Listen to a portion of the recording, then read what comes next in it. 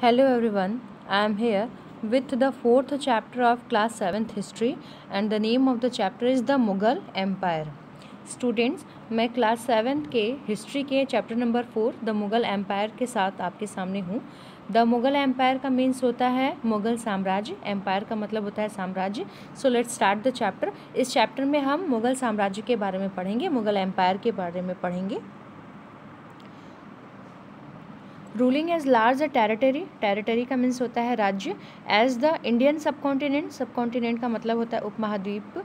With such a diversity of people, diversity का मतलब होता है विविधता। And cultures was an extremely difficult task for any ruler to accomplish in the Mughal ages. मध्यकाल में किसी भी शासक के लिए भारतीय उपमहाद्वीप जैसे बड़े क्षेत्र पर जहां लोगों एवं संस्कृतियों में इतनी अधिक विविधताएं हों, शासन कर पाना अत्यंत ही कठिन काम है। Quite in contrast to their predecessors, the Mughals created an empire and accomplished what had hitherto seemed possible for only short periods of time. अपने पूर्ववर्तियों के विपरीत मुगलों ने एक साम्राज्य की स्थापना की और वह कार्य पूरा किया जो अब तक केवल छोटी अवधियों के लिए ही संभव जान पड़ता था। From the later half of the 16th century, they expanded their kingdom from Agra and Delhi until in the 17th century they controlled nearly all of the subcontinent.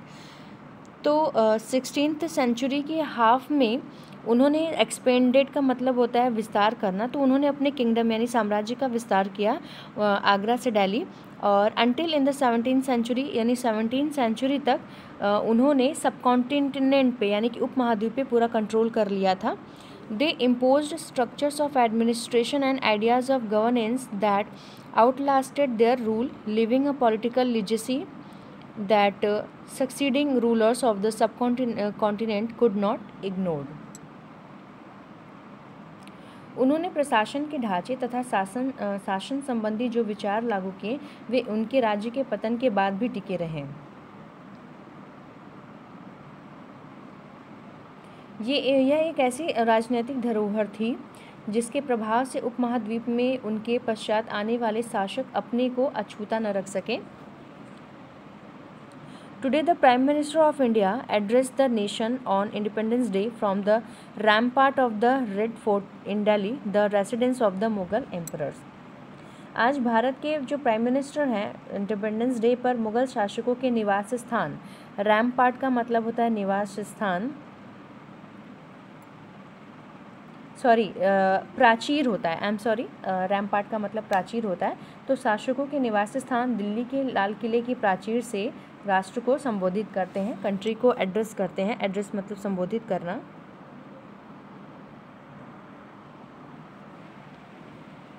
Now who were the Mughals, Mughals कौन थे?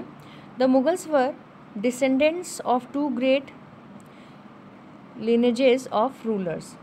Descendants का मतलब होता है वंशज। तो मुगल दो महान शासक वंशों के वंशज थे। From their mother side they were descendants of Genghis Khan, माँ की तरफ से वो चंगेज़ खान के वंश के थे। The Mongol ruler who ruled over part of China and central Asia, जो कि एक मंगोल रूलर थे जिन्होंने चाइना और सेंट्रल एशिया पे उनका राज्य था। फ्रॉम देयर फादर साइड, और अपने फादर की साइड से they were the successors of the Timur, ये तैमूर के वंशज थे के उत्तराधिकारी थे। द रूलर ऑफ ईरान, जो कि ईरान का रूलर था। Iraq and modern day Turkey, जो कि आज का मॉडर्न डे जो ईरान, इराक और टर्की है उसमें पहले उनका शासन था। However the Mughals did not like to be called Mughal your Mongol, क्योंकि जो मुगल थे वो मंगोल या मुगल कहलाना पसंद नहीं करते थे। This was because Genghis Khan's memory was associated with the massacre of innumerable people, massacre यानी जनसंहार, क्योंकि चंगेज़ खान ने बहुत बड़ी संख्या में लोगों का जनसंहार किया था, इस वजह से। It was also linked with the Uzbeks, और उज्बेकों से भी संबंधित थे। दे आर मंगोल कॉम्पिटिटर्स, जो कि उनके मंगोल कॉम्पिटिटर थे। On the other hand the Mughals were proud of their Timurid ancestry, not least of because their great ancestors had captured Delhi in 1398. दूसरी तरफ मुग़ल तैमूर के वंशज होने पर गर्व का अनुभव करते थे, ज़्यादा इसलिए क्योंकि उनके इस महान पूर्वज ने 1398 में दिल्ली पर कब्जा कर लिया था। They celebrated their genealogy pictorially, each ruler getting a picture made of Taimur and himself. Take a look of figure 2, which is somewhat like a group photograph. उन्होंने अपनी वंशावली का प्रदर्शन चित्र बनवा करके किया। जीनियोलॉजी यानी वंशावली होता है, और प्रत्येक मुग़ल शासक ने तैमूर के साथ अपना चित्र बनवाया। तो फिगर 2 इसमें देखते हैं, ये ग्रुप फोटोग्राफ है। नाउ मुग़ल मिलिट्री कैंपेन्स यानी कि मुग़लों का सैन्य अभियान। Babur the first Mughal emperor succeeded to the throne of Ferghana in 1494 when he was only 12 years old. प्रथम मुग़ल शासक जो बाबर था ने जब 1494 में फरघाना राज्य का उत्तराधिकार प्राप्त किया, तो उस समय उसकी जो एज थी वो केवल 12 years old थी।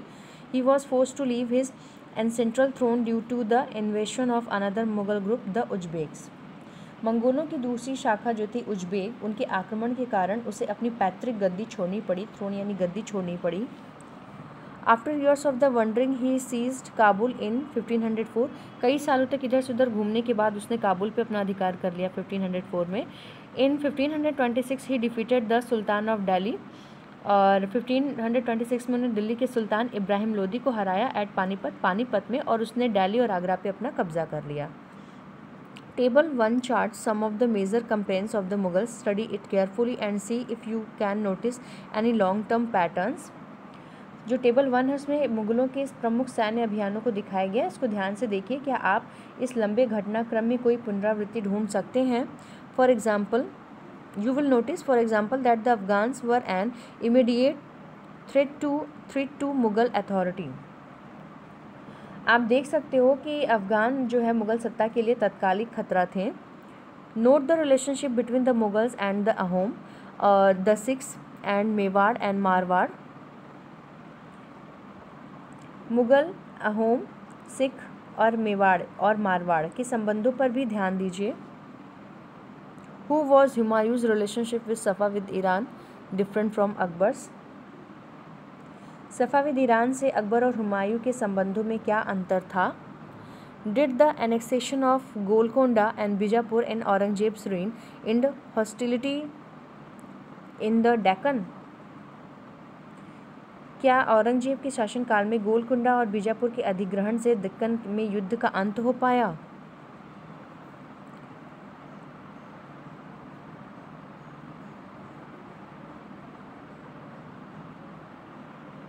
Mughal traditions of succession.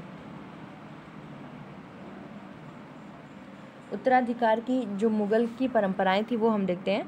The Mughals did not believe in the rule of the primogeniture where the eldest son inherited his father's estate. क्योंकि मुग़ल जो थे वो ज्येष्ठाधिकार, प्राइमोजेनिचर का मतलब होता है ज्येष्ठाधिकार के नियम में विश्वास नहीं करते थे, जिसमें ज्येष्ठ पुत्र अपने पिता के राज्य का उत्तराधिकारी होता था। मतलब ये जो प्राइमोजेनिचर है यानी कि ज्येष्ठाधिकार, इसमें ये होता था कि किसी भी राजा को कितने भी बेटे हों, लेकिन जो सबसे बड़ा बेटा है उसी को गद्दी मिलेगी। Instead they followed the Mughal and Timur custom of the coparcenary inheritance or division of the inheritance amongst all the sons. इसके विपरीत उत्तराधिकार में वो सहदायात की मुग़ल और तैमूर वंशों की परंपरा को अपनाते थे, जिसमें उत्तराधिकार का विभाजन समस्त पुत्रों में कर दिया जाता था। Follow the highlighted passes in table 1 and note the evidence for rebellions by Mughal princes. Table 1 में दिए गए जो पैसेज हैं उनको पढ़िए और मुग़ल राजकुमारों के विद्रोहों से जुड़े जो भी बात है उस पर ध्यान दीजिए। Which do you think is a fairer division of inheritance. आपके अनुसार इनहेरिटेंस यानी उत्तराधिकार का कौन सा तरीका सही है? प्राइमोजेनिचर या कॉर्पोरेशनरी, ज्येष्ठाधिकार या सहदायाद, यानी कि कोपैरसेनरी का मतलब होता है सहदायार। Mughal relations with other rulers, मुगलों के अन्य शासकों के साथ क्या संबंध थे? Take a look at table 1 once again. You will notice that the Mughal rulers campaigned constantly against ruler who refused to accept their authority. Table 1 को देखिए, आप देखेंगे कि मुगलों ने उन शासकों के विरुद्ध लगातार अभियान करे जिन्होंने उनकी सत्ता को स्वीकार करने से इनकार कर दिया था. But as the Mughals became powerful many other rulers also join them voluntary. लेकिन जब मुगल शक्तिशाली हो गए तो अन्य कई शासकों ने स्वेच्छा से उनकी सत्ता स्वीकार कर ली. वॉलेंटरीली का मतलब होता है स्वेच्छा से. The Rajput are a good example of this. इसके सबसे अच्छे एग्जाम्पल राजपूत हैं. Many of them married their daughters into Mughal families and received high position. उनमें से बहुतों ने अपनी बेटियों की शादी मुगल फैमिली में करी और अच्छे अच्छे पद हासिल करें. But many resisted as well. लेकिन कईयों ने विरोध किया. रिस्ट्रेटेड का मतलब होता है विरोध करना. The Sisodia Rajput of Mewar refused to accept Mughal authority for a long time. Mewar के जो सिसोदिया राजपूत हैं लंबे समय तक उन्होंने मुगलों की सत्ता को स्वीकार करने से इनकार किया. Once defeated, however, they were honorably treated by the Mughals, given their lands यानी वतन back as assignment यानी वतन जागीर. परंतु जब वो हारे तो मुगलों ने उनके साथ सम्माननीय व्यवहार किया और उन्हें उनकी जागीरें यानी वतन और वतन जागीर के रूप में वापस कर दी. The careful balance between defeating but not humiliating their opponents enabled. Opponents का मतलब होता है विरोधी. ह्यूमिलेटिंग मीन्स अपमान करना. The Mughals to extend their influence over many kings and chieftain. चूँकि पराजित करने के बाद भी उन्होंने किसी को अपमानित नहीं किया. इस तरीके से सावधानी से बनाए गए संतुलन की वजह से मुगल भारत के अनेक शासकों और सरदारों पर अपना प्रभाव बढ़ा पाएं. But it was difficult to keep this balance all the time. लेकिन इस तरह का संतुलन बनाए रखना हर समय इम्पॉसिबल था. Look at table 1 again. एक बार फिर से टेबल 1 देखिए.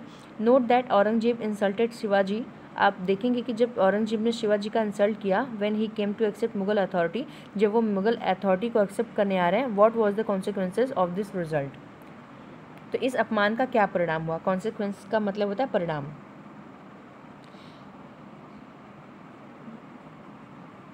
मनसबदार एंड जागीर. मनसबदार और जागीरदार को हम देखते हैं. जागीरदार को एज द एम्पायर एक्सपेंडेड, जैसे जैसे साम्राज्य बढ़ता गया, to encompass different religion the Mughals recruited diverse bodies of people. तो वैसे वैसे मुगलों ने तरह तरह के सामाजिक समूहों के सदस्यों को प्रशासन में नियुक्त करना आरंभ किया. From a small nucleus of Turkish noble Turanis, they expanded to include Iranis, Indian Muslim, Afghans, Rajput, Maratha and other group.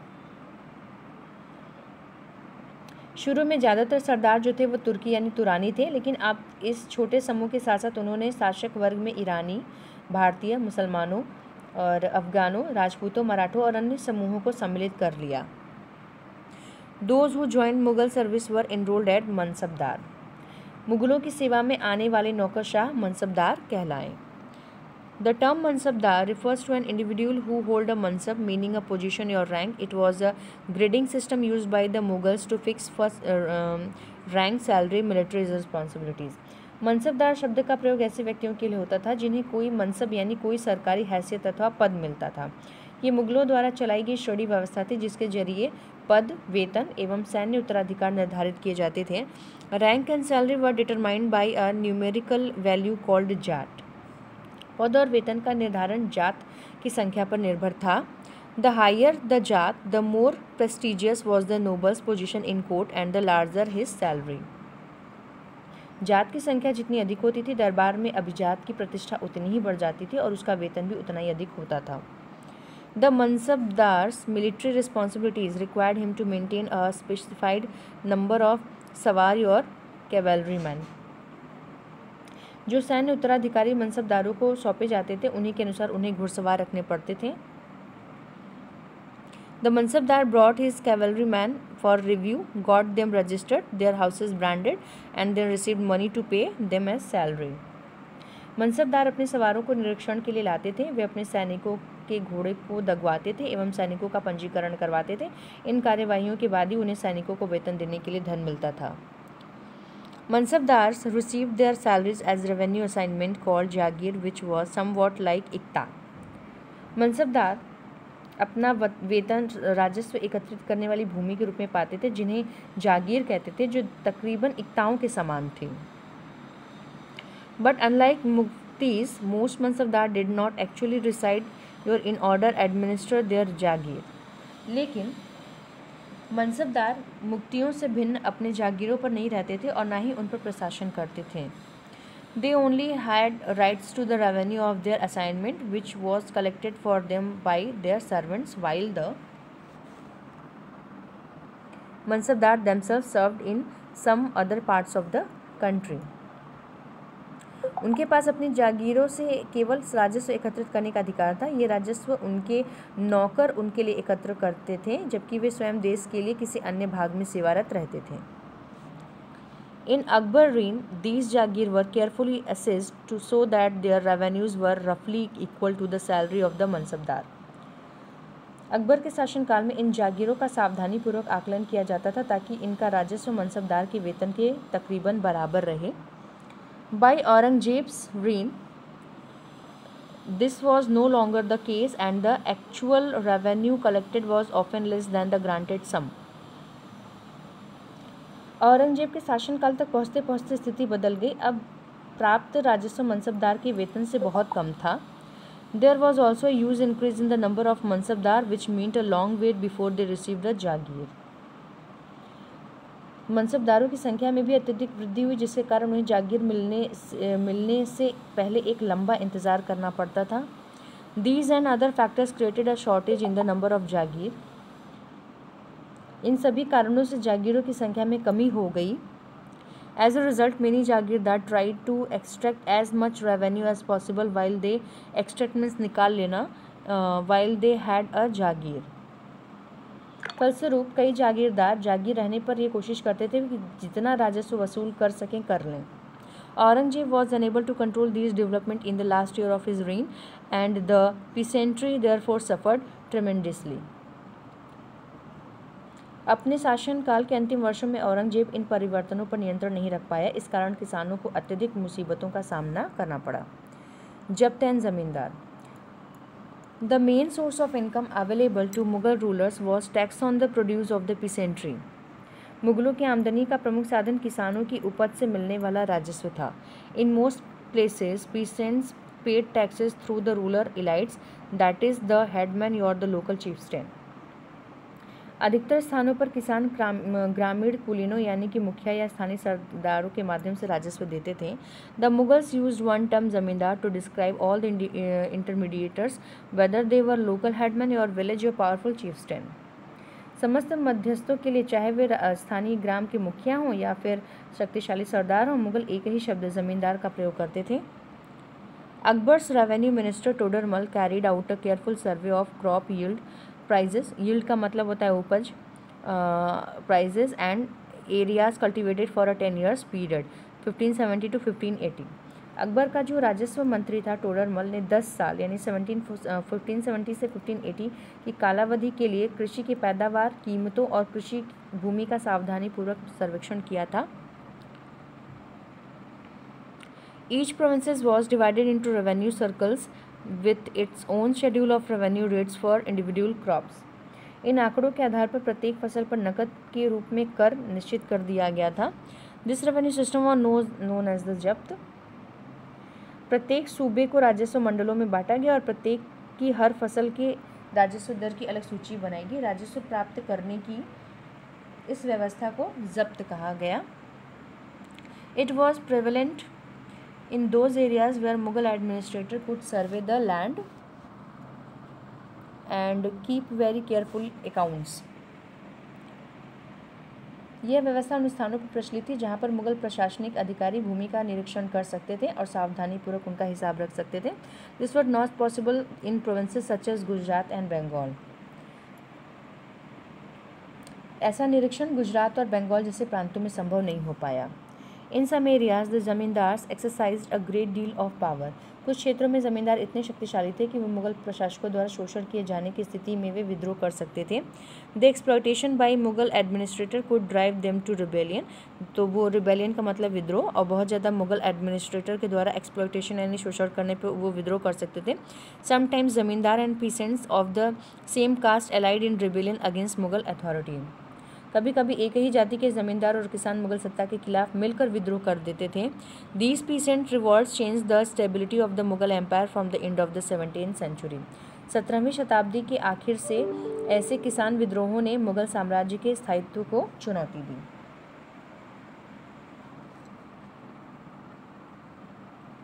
A closer look Akbar's policy. Akbar की पॉलिसी देख लेते हैं, यानी नीतियाँ देख लेते हैं।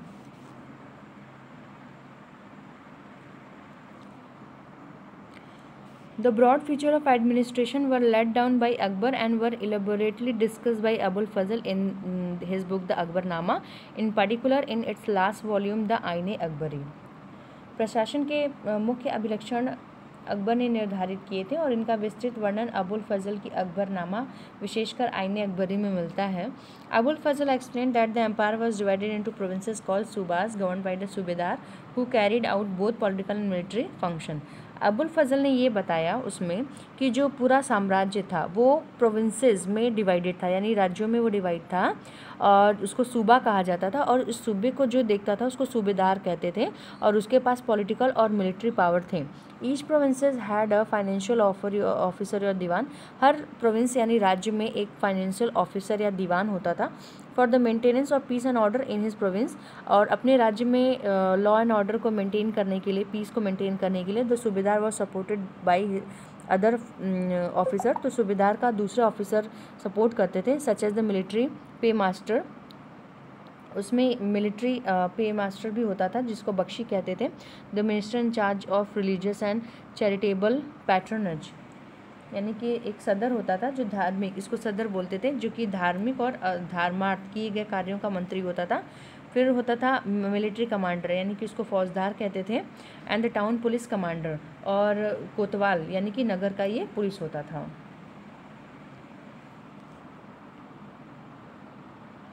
Akbar's nobles commanded large armies and had access to large amount of revenue। Akbar के अभिजात यानी कि उसके जो नोबल्स थे, उसके दरबार में रहने वाले, बड़ी सेनाओं का संचालन करते थे और बड़ी मात्रा में राजस्व खर्च कर सकते थे। While they were loyal the empire function efficiently, but by the end of the 17th century many nobles had built independent network of their own. जब तक वे वफादार रहे साम्राज्य का कार्य सफलतापूर्वक चलता रहा, लेकिन 17th सेंचुरी के लास्ट में कई नोबल्स ने अपने स्वतंत्र ताने बाने बुन लिए थे। Their loyalty to the empire were weakened by their own self interest. क्योंकि साम्राज्य के प्रति उनकी जो लॉयल्टी यानी वफादारी थी अब वो कमज़ोर पड़ गई थी। While Akbar was at the Fatehpur Sikri during the 1570s, he started discussions on religions with the ulema, brahmanas, Jesuit priests who were Roman Catholic and Zerdust। सो 1570 में अकबर जब फतेहपुर सीकरी में था तो उसने उलेमा, ब्राह्मण, जेसुइट पादरी जिसको कि रोमन कैथोलिक थे, और जरदुश्त धर्म के अनुयायियों के साथ धर्म के मामलों पर चर्चा शुरू करी। These discussions took place in the इबादत खाना। ये चर्चाएँ इबादत खाना में हुई। He was interested in the religion and social custom of different people. Akbar की रुचि विभिन्न व्यक्तियों के धर्मों और रीति रिवाजों में थी। Akbar's interaction with people of different faith made him realise that religious scholar who emphasis ritual and dogma were often बिगॉट्स।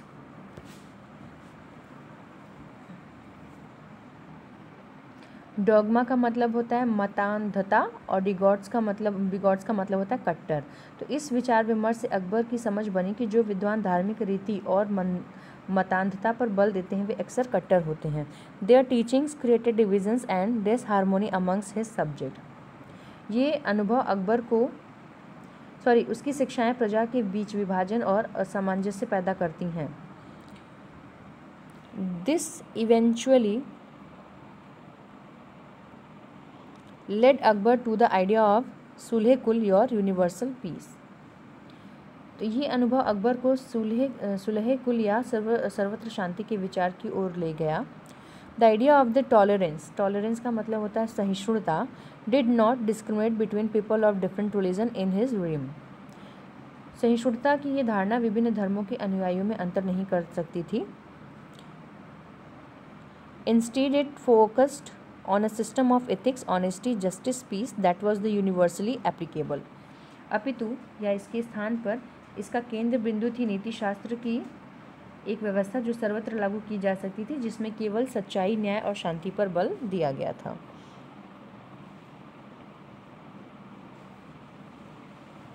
Abul Fazl helped Akbar in framing a vision of governance around his idea of Sulh-e-Kul. This principle of governance was followed by Jahangir and Shahjahan as well. Abul Fazl ने सुलह कुल के इस विचार पर आधारित शासन दृष्टि बनाने में अकबर की मदद की। शासन के सिद्धांत को जहांगीर और शाहजहां ने भी अपनाया।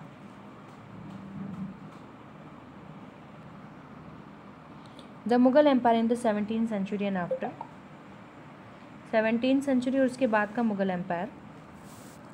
The administrative and military efficiency of the Mughal empire led to great economic and commercial prosperity. Mughal साम्राज्य की प्रशासनिक और सैनिक कुशलता के फलस्वरूप आर्थिक और वाणिज्यिक समृद्धि में वृद्धि हुई।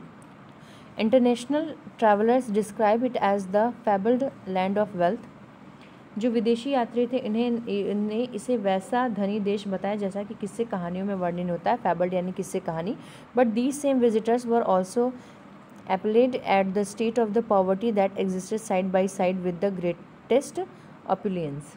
परंतु यही यात्री इसी प्रचुरता के साथ मिलने वाली दरिद्रता को देखकर विस्मित रह गए। सामाजिक असमानताएं साफ साफ दिखाई देती थी। द इनइक्वालिटीज़ वर ग्लैरिंग, यानी कि इनइक्वालिटी यानी असमानताएं, ग्लैरिंग यानी साफ साफ दिखाई देती थी। Documents from the 20th year of Shahjahan reign inform us that the highest ranking mansabdar were only 445 in number out of a total of 8,000। Shahjahan के शासनकाल के 20वें वर्ष का जो डॉक्यूमेंट मिलता है उससे हमें ये पता चलता है कि ऐसे मनसबदार जिनको उच्चतम पद प्राप्त था कुल 8,000 में से सिर्फ 445 ही थे। This small number, a mere 5.6% of the total number of the mansabdar, received 61.5% of the total estimated revenue of the empire as salaries for themselves and their troopers। Trooper यानी सवार।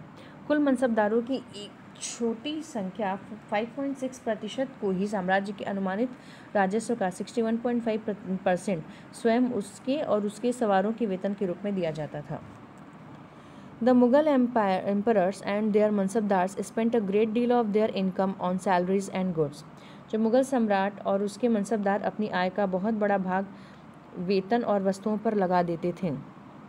This expenditure benefited the artisan and peasantry who supplied them with goods and produce। इस खर्चे से शिल्पकारों और किसानों को लाभ होता था चूँकि वे वस्तुओं और फसलों की पूर्ति करते थे। But the scale of the revenue collection left very little for investment in the hands of the primary producer, the peasant and the artisan। परंतु राजस्व का भार इतना अधिक था कि प्राइमरी जो प्रोड्यूसर थे जैसे कि किसान और शिल्पकार के पास निवेश करने के लिए बहुत कम धन बचता था। The poorest among them lived from hand to mouth and they could hardly consider investing in additional resources, tools and supplies to increase productivity। इनमें से जो बहुत गरीब थे मुश्किल से ही पेट भर पाते थे। वो उत्पादन शक्ति बढ़ाने के लिए अतिरिक्त संसाधनों में, औजारों और अन्य वस्तुओं में निवेश करने की बात सोच भी नहीं सकते थे। The wealthier peasantry and artisan group, the merchants and the banker profited in the economic world. ऐसी अर्थव्यवस्था में ज़्यादा धनी किसान, शिल्पकार के समूह, व्यापारी और महाजन ज़्यादा लाभ उठाते थे। The enormous wealth and resources commanded by the Mughal elite made them an extremely powerful group of people in the late 17th century। चूँकि मुग़लों के कुलीन वर्ग के हाथों में बहुत ज़्यादा पावर और संसाधन था, मनी और रिसोर्सेज थे, जिनके कारण 17th सेंचुरी के लास्ट में वो बहुत ज़्यादा शक्तिशाली यानी पावरफुल हो गए थे। As the authority of the Mughal emperor slowly declined, his servants emerged as powerful centers of the power in the regions। जैसे जैसे मुग़ल एम्परर की जो ताकत होती थी अगर वो कम पड़ने लगती थी तो ये जो इनके सर्वेंट्स थे वो और ज़्यादा पावर गेन कर लेते थे। दे constituted new dynasties and held command of provinces like Hyderabad and Awadh. इनमें से कुछ ने नए वंश स्थापित किए और हैदराबाद एवं अवध जैसे प्रांतों में अपना नियंत्रण जमाया Although they continued to recognize the Mughal emperor in Delhi as their master by the 18th century, the provinces of the empire had consolidated their independent political identities. यद्यपि वे दिल्ली के मुगल सम्राट को स्वामी के रूप में मान्यता देते थे, लेकिन फिर भी 18th सेंचुरी तक साम्राज्य के कई प्रांत और अपनी स्वतंत्र स्थानिक पहचान बना चुके थे. We will read more about them in chapter 10. Chapter 10 में हम इनके बारे में पढ़ेंगे. Thank you everyone.